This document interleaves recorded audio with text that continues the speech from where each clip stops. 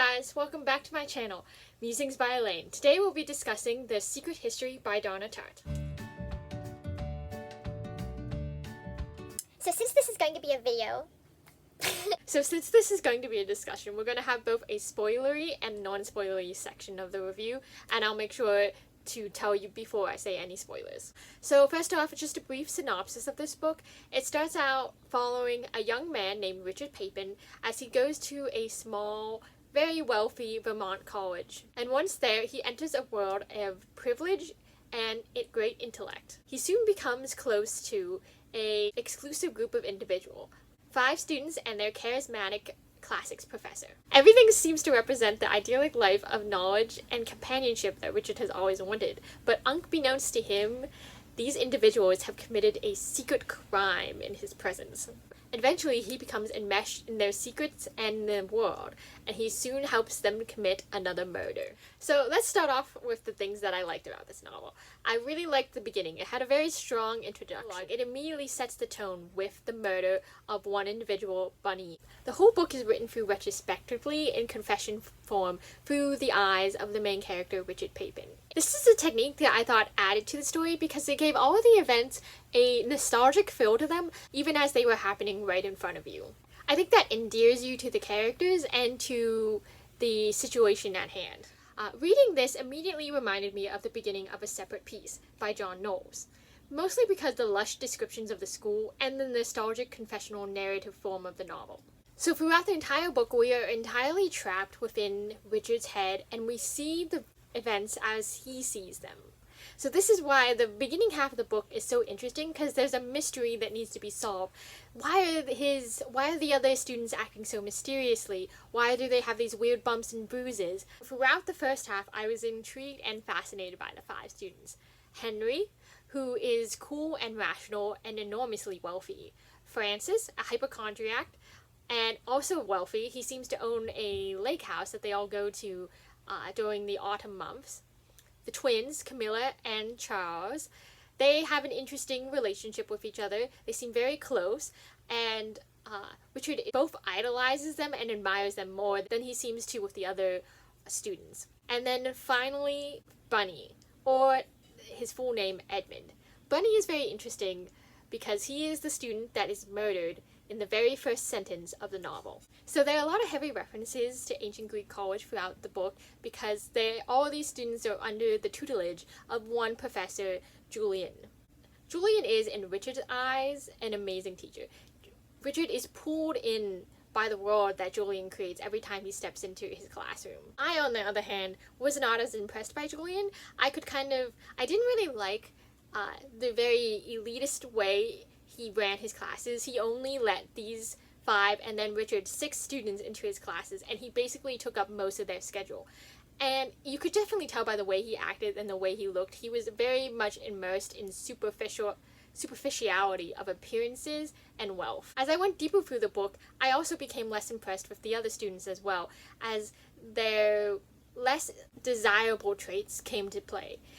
At the beginning, you're kind of seeing them from the outside, and they seem like beautiful, affluent, intelligent creatures. But then as Richard gets to know them, and you get to know them as the reader, their selfishness and their egotism come into play as well.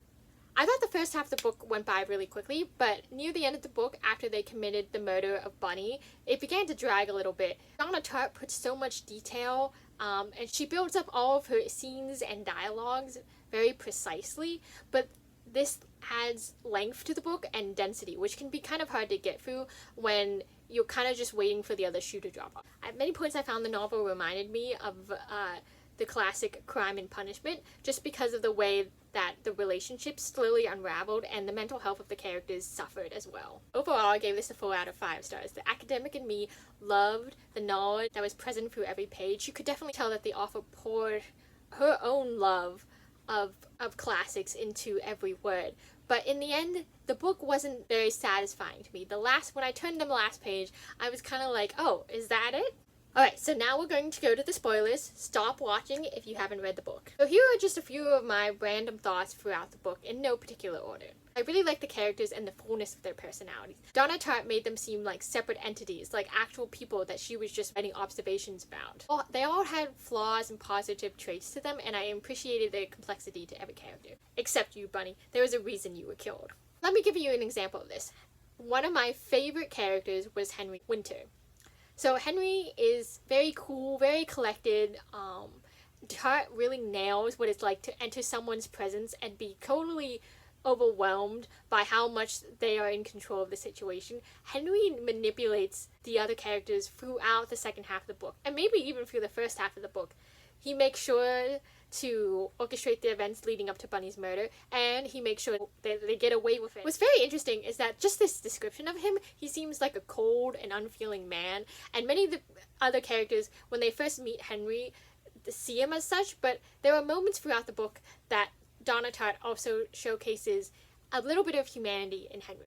I think this is really exemplified when Henry saves Richard's life. So a little context behind this. Richard is spending the winter break at the school, and he is different from the other 5 students. He comes from California, and his dad works for a gas station. So he's a little bit embarrassed about his upbringing and how he doesn't have the wealth and the status that the other students do. So he doesn't tell anybody where he's living. And where he's living is an apartment that has no central heating in the middle of a New England winter, and there's a literal hole in the ceiling where snow is coming down. He is freezing to death, and each day he just goes to work so that he can be in a room that's warm. So, as could be expected, the harshest winter comes one night, and he is basically dying. He is so cold, I'm sure that all of his systems started shutting down, and he runs across Henry on campus, and he basically collapses at Henry's feet. And this is the moment where Henry actually saves Richard's life. He takes him to the hospital. He checks him in. He sits every night at Richard's bedside and just silently reads in the room and is just company for Richard. And then afterwards, when Richard is let out of the hospital, he offers his own apartment for Richard to stay in, which is a big thing because Henry is a very solitary person. You are told this throughout the book. He doesn't really like to have other people in his space, but he takes the time to make sure that Richard is in a safe and sheltered place. So this is where you have to ask the question, is Henry really Richard's friend? Does he really care about him? Or does he do all this stuff to manipulate Richard, to make Richard feel that he is safe in Henry's presence, and to make Richard want to impress Henry?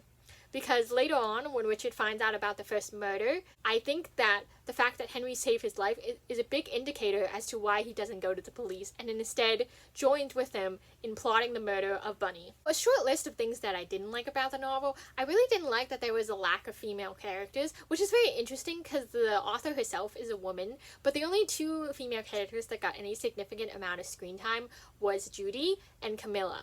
And one of them, Richard found very shallow and opportunistic, and the other one he puts on a pedestal and basically waxes on for pages about how attractive he finds her, how beautiful she is.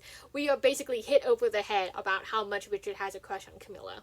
The other character that I really didn't like about the novel was Bunny. Even though what is interesting is that Richard tries to tell us over and over again how endearing Bunny was, how much he was like an easygoing guy and everyone liked him.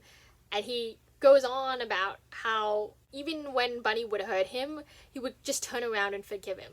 But the things that Bunny did, I didn't enjoy. He was a mean and generally unlikable character. I found it interesting that the other students actually let Bunny into their close-knit circle, and then it took them so long to kill him. Bunny made a point to find any insecurity within any of his friends, and he would bring it up every time he saw them. With Richard, he was always talking about Richard's clothing and how it seemed hand-me-down and not as affluent as Richard wanted to present himself as. With Francis, he bullied him for his homosexuality. He often made anti-Semitic remarks. He just generally wasn't a likable character to me. This leads to my next point.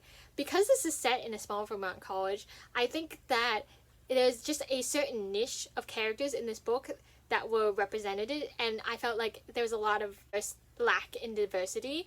And I'm not saying that the characters and author the author of a novel can't be distinct from each other, but I just wish that there were more representation of... Finally, I can't understand if the author did a good job or not of showing the problematic nature of the ivory tower of knowledge and intellect.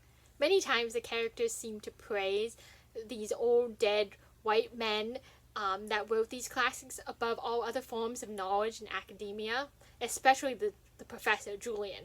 But to argue that point, even though the characters subscribed to these values, none of them actually got what they wanted, and none of them had a happy ending.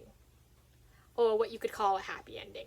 So to wrap up, I thought the novel was great in discussing and creating a dialogue on the notion of exclusivity in academia, and also how much a murder can unravel a person's life and unravel the relationships between people. If you didn't know that before picking up a book like this, I'm a little worried for you. Anyways, thanks for stopping by, and I'll see you next time.